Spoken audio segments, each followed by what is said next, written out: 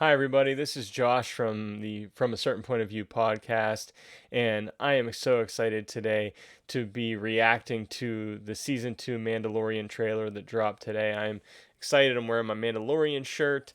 Um, I haven't watched the trailer yet, and it's like after 2 o'clock in the afternoon Eastern time. So I've been waiting just so I can give you guys a real reaction video to the Mandalorian season 2 trailer.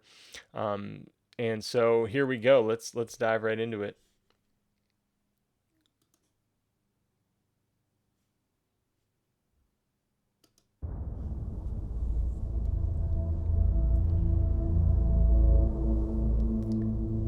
That is just an awesome shot of, wow, Razor Crest coming in over a planet with another planet in the distance. Looks like the ship's a little bit beat up. Oh, this Show me the music. one whose safety deemed such destruction. You must reunite it with its own kind. Where? This you must determine. The songs of eons past tell of battles between Mandalore the Great and an order of sorcerers called Jedi. The Jedi. You expect me to search the galaxy and deliver this creature to a race of enemy sorcerers? This is the way. It's a callback to a conversation from season 1.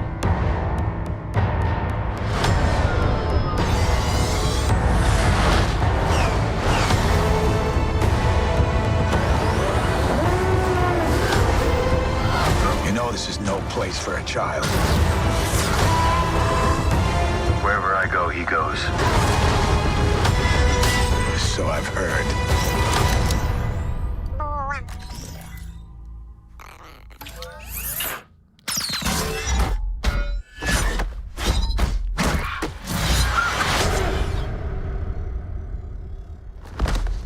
This is the way.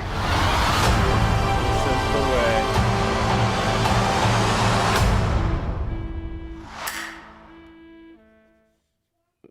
That looks incredible. I don't even know where to start. I was just I'm just blown away by that trailer. So many different looks like there's so many different locations, and we got some costume changes with Grief and Cara Dune. It looks like, especially with Grief. Um, we see the child in a lot of these scenes. It seems like they're together a lot of the time, and his task is to deliver the child to his own kind, maybe the Jedi. Um, a lot of awesome action shots, and we had a snow planet. I'm sure there'll be lots of speculation about if that planet is Ilum, the planet that was transformed into Starkiller Base. Um, or if it could be Hoth or something like that, or maybe it's just a new planet, because we've seen even in the Mandalorian, we thought a certain planet was Tatooine and it turned out to be a different planet. We did end up getting to see Tatooine, which was cool, but you always have to keep in mind that it might not be what you think it is. But definitely saw a snowy or icy planet there, which looked cool. I'm gonna have to go back through and watch this trailer again, but I mean the shots are just beautiful, and it just looks great. I mean, the first time through, I didn't see any reveals necessarily, or any of the new characters that have been rumored to show up, like Ahsoka or Bo-Katan or other characters like that. But I'll have to go back through and watch it again. So let me go back through right now, actually, one more time, and maybe pause it at certain points and break the trailer down a little bit.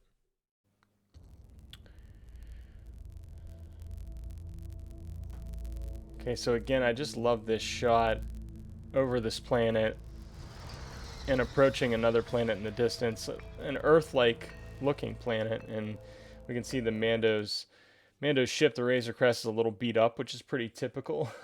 But yeah, just a really awesome, beautiful looking shot.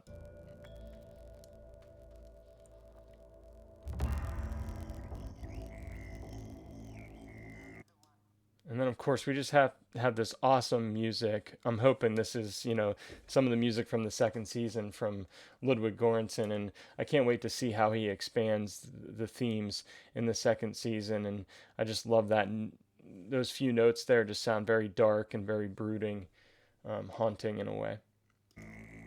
Show me the one safety deemed such. And then we go back to the conversation from episode 8 of season 1 between the Mandalorian and the Armorer. And she's, just kind of talking about his next quest, which is to find a home basically for the child, whether that's with his own species or with the Jedi. It seems like in this season he's trying to find the Jedi. That's kind of what I'm getting here. Destruction. You must reunite it with its own kind. Where? And I absolutely just love this shot because we get to see a bantha, a Tusken Raider on top of a bantha, and maybe this is Tatooine, maybe it's another planet.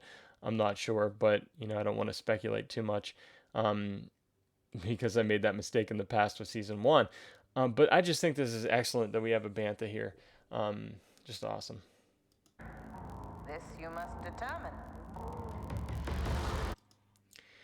I wanted to pause this shot right here because we see the Razor Crest flying into kind of these valleys of an icy snow-like planet. Some have speculated that it might be Hoth, or I'm leaning a little bit more towards Ilum, because Ilum is a place where there was a Jedi temple, and Jedi would go there to find their kyber crystals. We saw this in the Clone Wars. We saw this in Jedi Fallen Order, and it just looks very reminiscent of that. And of course, this planet later became Starkiller Base. So it'd be really interesting if they tied the Mandalorian into the lore that was created with the Clone Wars and with Rebels and everything, and just kind of create this kind of larger connected universe that Dave Filoni is kind of overseeing, maybe. The songs of eons past tell of battles between Mandalore the Great and an order of sorcerers called Jedi. So now we're on what looks to be a ship, but not a typical Star Wars ship, a ship that's actually in the water. So they're on the deck of this ship, and we see this mysterious female figure in the background. And the Armorer is talking about the Jedi and everything, and could this be a hidden Jedi, possibly? There's definitely some mysterious character. You expect me to search the galaxy and deliver this creature to a race of enemy sorcerers? This is the way.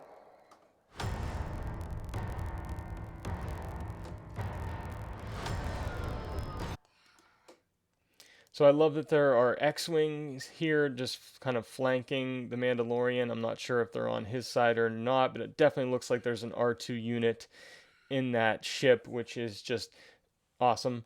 So I can't wait to see how this plays out.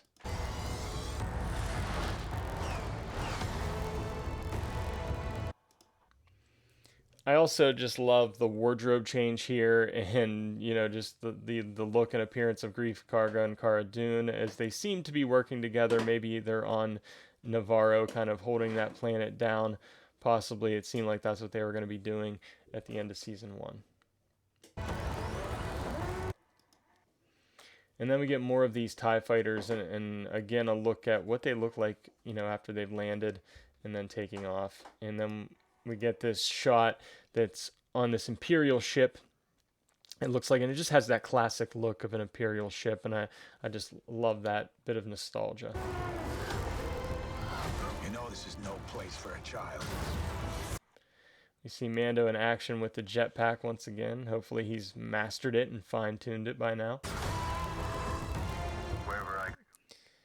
And yeah, I just want to go back just a little bit here because, again, this shot right here is really what makes me think that this could be Ilum, and maybe Mando's tracking down the Jedi and finds himself on Ilum, and that would just be really interesting. He goes. So I've... We also have, I think, for the first time, a Star Wars wrestling ring of some type. And I'm not really good with species or creature names and everything, but we have a couple of the look like the creatures from or the species from Return of the Jedi in Jabba's palace. I could be wrong about that, um, but there some kind of wrestling event going on here, fighting match, and Mando gets involved too. Heard.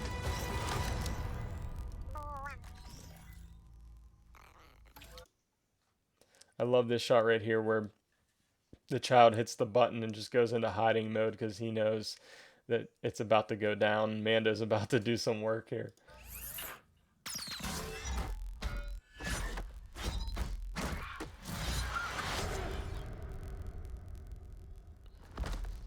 This is the way.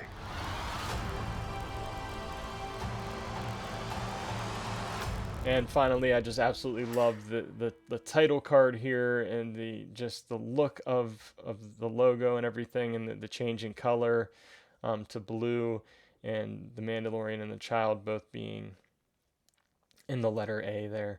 And I cannot wait till October 30th. It's gonna be fantastic. And that pretty much wraps it up for my trailer reaction and breakdown for The Mandalorian Season 2. And this weekend, Adam and I are going to go into greater detail on this trailer, break it down even more. I can't wait to hear what his thoughts are on it. So stay tuned to our YouTube channel and to Twitter from a certain point of view so that you don't miss anything. And until next time, may the Force be with you.